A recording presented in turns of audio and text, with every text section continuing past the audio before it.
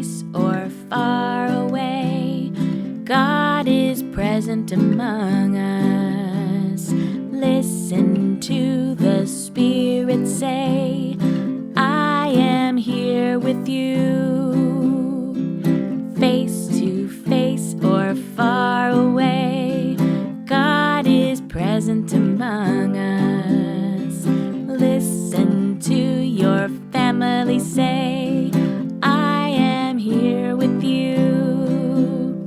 As close as your breath, your beating heart, I am here with you. As far as you go, no matter the time, I am here with you. Face to face or far away, God is present among us. Listen to your community say, I am here with you. Face to face or far away, God is present among us. Listen to your neighbor say, I am here with you. As close as your breath, your beating heart, I am here with you. As far as you go, no matter the time, I am here with you. As far as you go, no matter the time, I am here with you.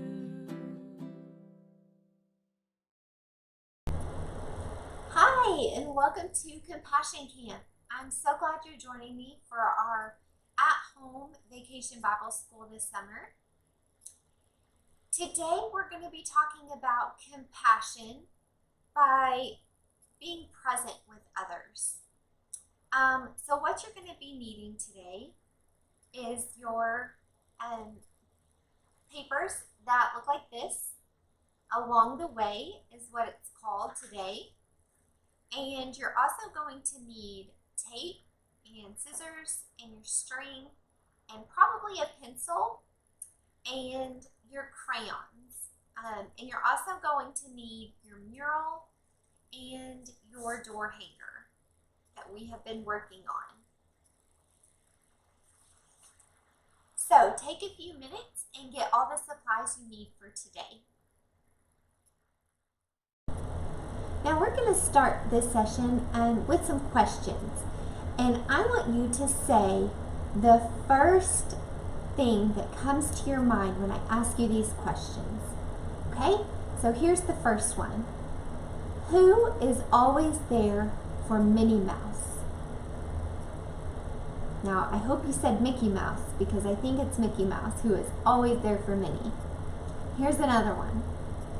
Who is always there for Batman? Now, I guess there could have been a couple of different guesses on this one, but I'm going to say Robin, and I hope that's what you said too. Who is always there for people who are in danger? Now again, you might come up with a couple of different answers. You could say a firefighter or even a police officer. What about who is always there for people who are sick?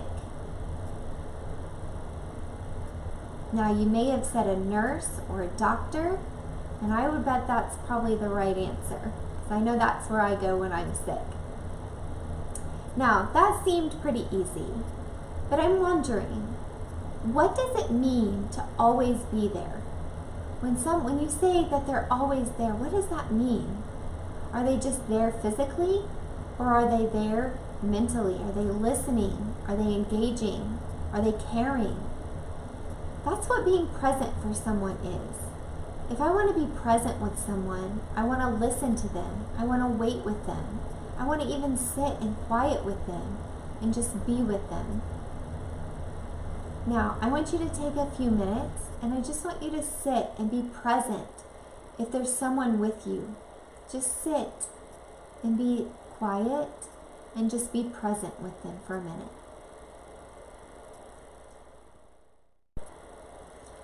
In our Bible story today, we're going to talk about 3 women, Naomi, Ruth, and Oprah.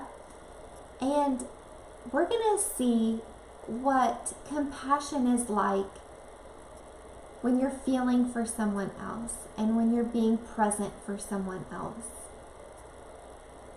There is some hurt in this story, and Naomi is hurt. And we're going to see how the other 2 women respond to her and show compassion to her. And this story is really going to show us what being open and present with someone else's feelings is like. When we're open and we're present, we can feel how someone else is feeling, and we can help them, and we can actually support them in their feelings and tell them it's okay. It's okay to feel the way you're feeling. So our story today comes from Ruth, and it's Ruth chapter 1. And like I said, it's about 3 women, Naomi, Ruth, and Oprah. And it says, in Judah, there once was a man named Elimelech, and who worried about how his family would survive the famine. He took his wife Naomi and their 2 sons, Mahlon and Chilion, to the country of Moab. They settled there and made a life among the people. Soon their sons married 2 women named Oprah and Ruth. Sadly, Naomi's husband passed away, and then even her 2 sons died too. So I want you to imagine for a moment how much hurt Naomi would be going through to lose her husband and her 2 sons. Now, thankfully, her sons were married, so she does have Oprah and Ruth as part of her family, but she still suffered a lot of hurt. Naomi missed her family and wanted to go back home, so she began the long journey back to Judah. As was the custom for daughters by law, Oprah and Ruth followed her. But Naomi insisted they stay at their home in Moab. Go back to your family. May the Lord deal kindly with you, as you have dealt with your husbands and me. Peace be with you. Then Naomi hugged them goodbye as they all cried together. But Oprah and Ruth were determined to follow Naomi. Naomi tried to persuade them, I do not want to ruin your chance at marriage and having your own family. If you stay with me, you will have nothing, because I cannot give you anything. I have lost everything, and my heart is so bitter. They all cried together once again. Oprah decided to go back, but Ruth clung to Naomi even more. Naomi said to Ruth, don't stay with me. Go back with Oprah. But Ruth opened up to her. Don't make me leave you. Where you go, I will go. Where you make your home, I will make my home. Your people will be my people. Your God, my God. And where you die and are buried, I will be buried there too. I will be your family. When Naomi saw that she could not change Ruth's mind, her heart softened. She accepted Ruth, and they traveled back to Judah together. Ruth lovingly took care of Naomi, and she became like a daughter to her. Now, Ruth showed so much compassion for Naomi. Ruth could have stayed in the land that she knew, with the people that she knew, but she was so worried about Naomi and taking care of Naomi that she wanted to go with her and stay with her. Now, I would like for you to get out your coloring sheet that goes along with what we're talking about today along the way. And go ahead and get out your crayons and scissors and have them ready so that you can start coloring. And while you're doing that, I'm going to ask a couple of questions and just have a little discussion with you that I want you to think about from the story. How does compassion, seeing compassion, feeling compassion, help us to be present with one another? How can you be present with those around you when you're feeling their hurt, or maybe you're seeing their hurt? What do you think it means to be with people in their hurt? Do you just sit quietly with them? You tell them it's okay to feel their hurt? How can you be with someone while they are hurting? How can you let someone be with you when you are the one who is hurt? I want you to imagine, what did Naomi feel when she lost her husband and sons? Imagine, why did Naomi want to go back to her family in Judah? Why would she leave Moab? Where would you want to be if you were hurt? Would you want to be somewhere new and different, or would you rather be back home where you are with your other family? Imagine, what did Naomi feel when Ruth kept saying, "I'm going with you"? How do you think that made Naomi feel? I want you to finish coloring your picture and then go ahead and get it cut out. Okay, so once you're finished coloring and you have your picture cut out, we're going to get our string and our tape and go ahead and tape it or put it onto our door hanger. So let's get some string.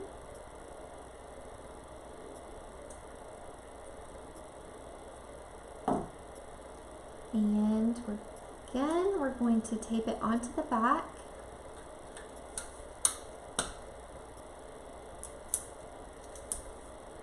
And then we're going to tie it onto our dowel rod.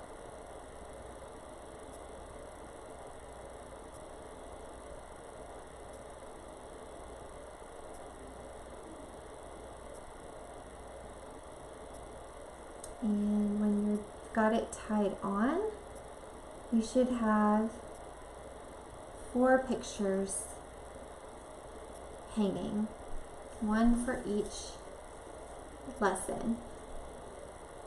So we have, let's see, at the table, to the neighbor, for myself,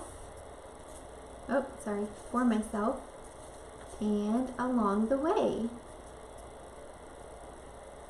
And I'm just going to set it to the side so I'll have it for the next session. Okay, so next you're going to need your mural that we have put together that we've been working on. And today we're going to be looking for those who are being present with one another. So we're going to be looking for groups of 2 people who are showing compassion by being there for one another. So there's a couple of things that I see. If we look down at the bottom, I see 2 people down here sitting on a bench together, and they're actually doing the symbol for I love you. So they are doing some sign language. So I see them showing compassion by being present together. I see over here by the balloons and the big tree with the tree house, I see maybe a mother or father with their child, and it looks like maybe a tissue showing compassion. Maybe he fell down or got hurt or is just sad, so they're being present, maybe listening to some feelings. I see 2 women here. Kind of reminds me of Naomi and Ruth walking along the way. Let's see, do we see any other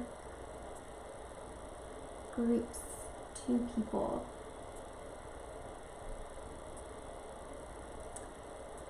I see children running together, holding hands, being present together, having fun together.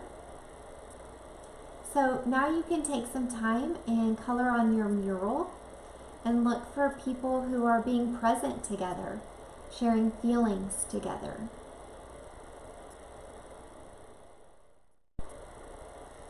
Okay, so we're talking today about showing compassion by being present, listening, being still, being there for others. So what we're going to do now, we are going to do an activity, and it's called We Can Be Present. And it looks like this. It looks like a little map. So go ahead and get that out. And what I'm going to do is I am going to read a story. And while I'm reading this story, I want you to get either a pencil or some crayons. And I want you to really listen and be present to what I'm saying. And you're going to fill in on your map what is happening in the story. And you might need to have to go back and listen a couple of times as I read to catch all of the things I say.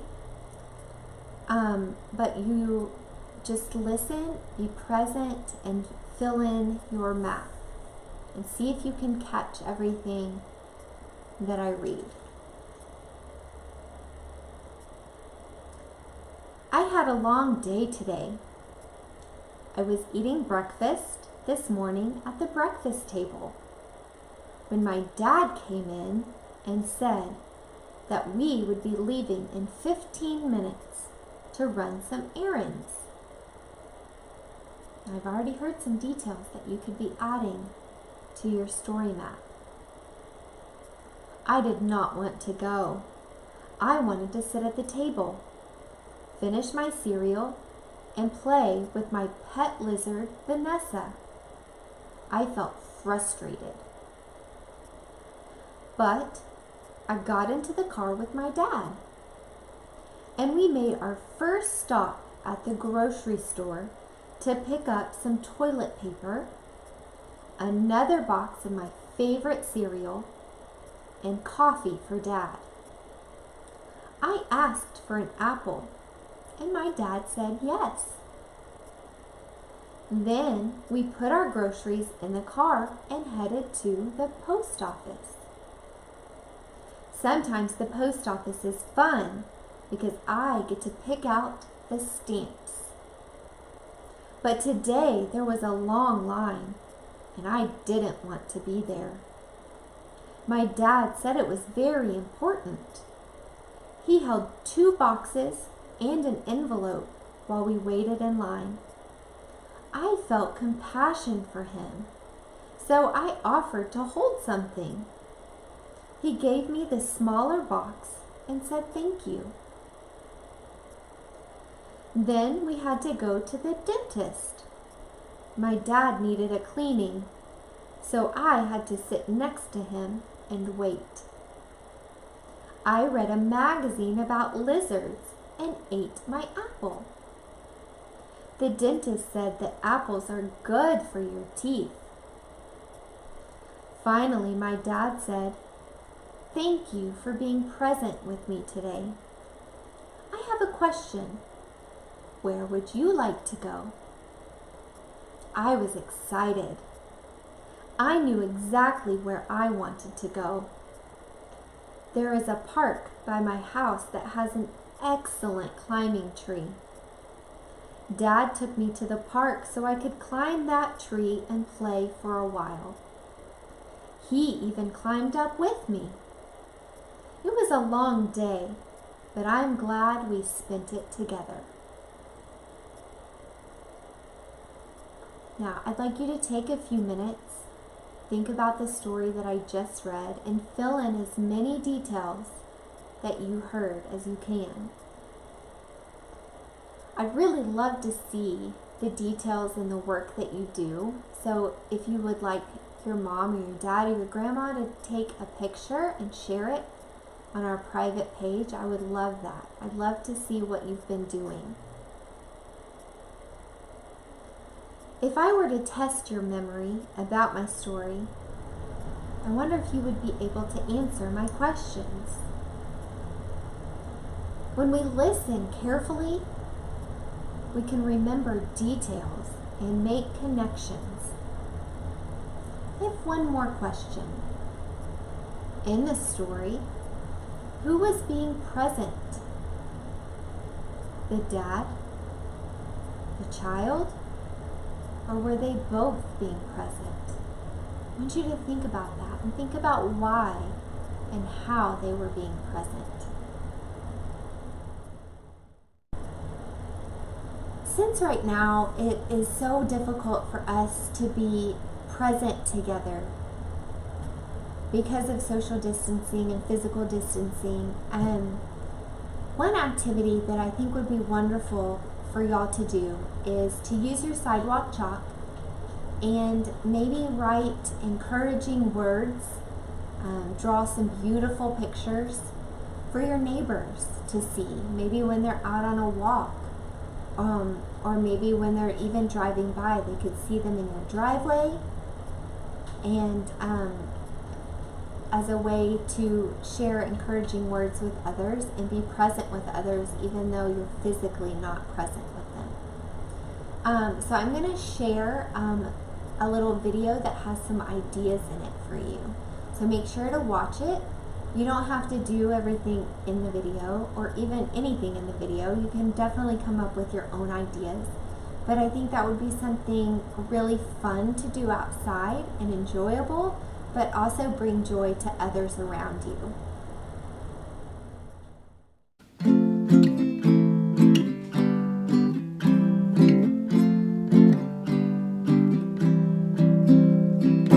Face to face or far away, God is present among us. Listen to the Spirit say, I am here with you.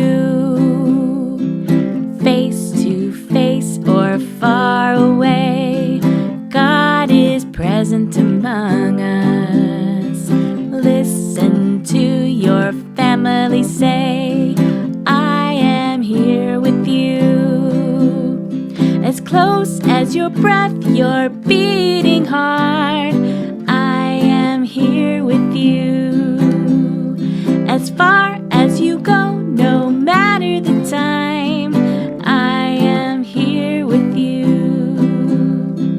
Face to face or far away, God is present among us. Listen to your community say, I am here with you. Face to face or far away, God is present among us. Listen to your neighbor say, I am here with you. As close as your breath, your beating heart, I am here with you. As far as you go, no matter the time, I am here with you. As far as you go, no matter the time, I am here with you. We've been talking so much about compassion and showing compassion for others. And in session 1, we talked a lot about empathy and seeing someone's hurt, feeling their hurt. But today we're also adding in, you want to help them with their hurt. You want to be present with them to help ease that hurt and show compassion through that. We talked about Naomi and Ruth today and the compassion that Ruth showed for Naomi and how open Naomi was to feeling her compassion. Before we go, I'm going to look at our prayer. So if you will go ahead and get it out, and I will read it. It says, Loving Spirit, you are active and alive, always moving and stirring within and around us. Please be an encouraging wind at our backs, giving us open minds and soft hearts to follow where you lead. Make us flexible and present in each moment, that we might embrace compassion by letting go of what we expected. So if you want to go ahead and begin coloring your prayer, I am going to read a book, and this book today is called Be Kind. And this book is by Pat Miller, illustrated by Jen Hill. And this book is about how 2 simple words can change the world. Be kind.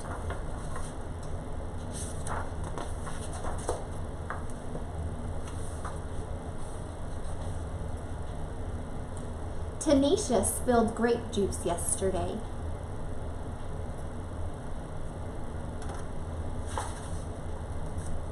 All over her new dress. Everyone laughed. I almost did too. But Mom always tells me to be kind, so I tried.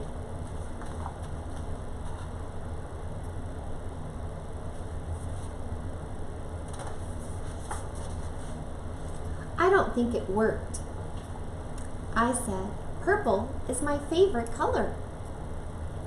I thought Tanisha would smile, but she ran into the hall instead. When she came back, snack time was over. She put on her art smock and didn't look at anyone.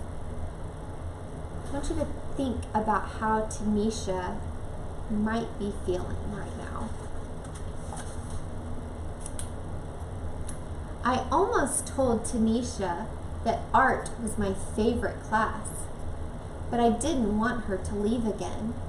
So I painted purple splotches and added some green until I had a bunch of beautiful violets. While I painted, I thought about Tanisha. Should I have handed her my napkin? Let her borrow my sweatshirt? Spilled my juice so everyone stared at me instead? What does it mean to be kind anyway?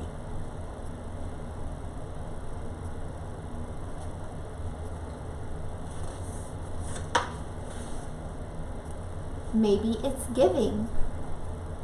Making cookies for Mr. Rinaldi, who lives alone. Letting someone with smaller feet have my too tight shoes. He might win races in them too.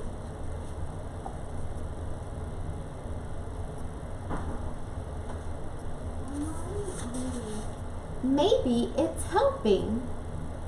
Putting dirty dishes in the sink. Cleaning up after Otis, our class guinea pig. He's a messy eater.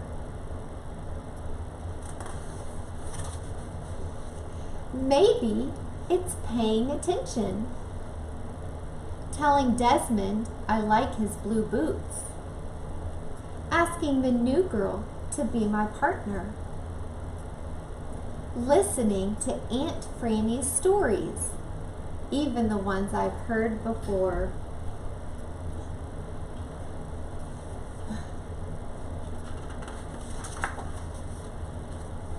Being kind should be easy, like throwing away a wrapper or recycling a bottle, or saying thank you, bless you.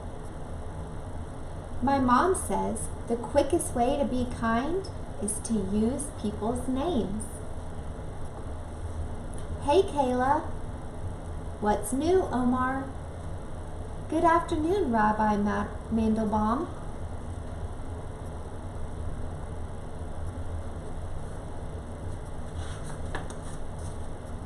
Being kind can be hard too, even when you know what to do. Teaching someone something I'm good at is tricky, even when I'm patient. And sticking up for someone when other kids aren't kind is really hard and really scary.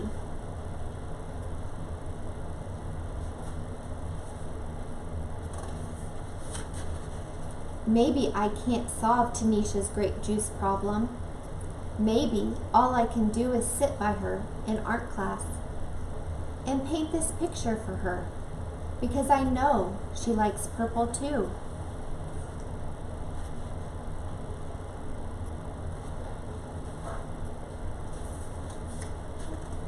Maybe I can only do small things, but my small things might join small things other people do, and together they could grow into something big.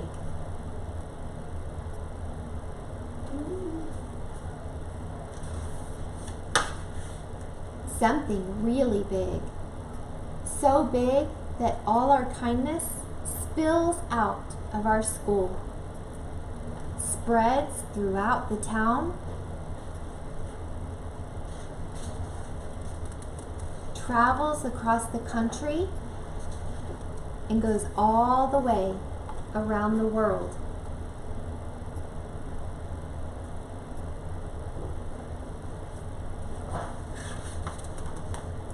Right back to Tanisha and me, so we can be kind again and again.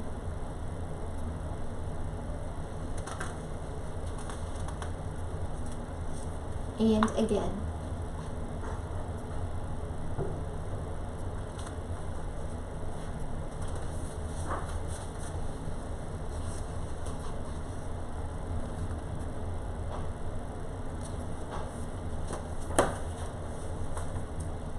So that's session 4, being kind along the way, showing compassion and being present.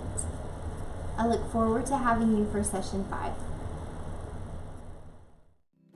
Face to face or far away, God is present among us. Listen to the Spirit say,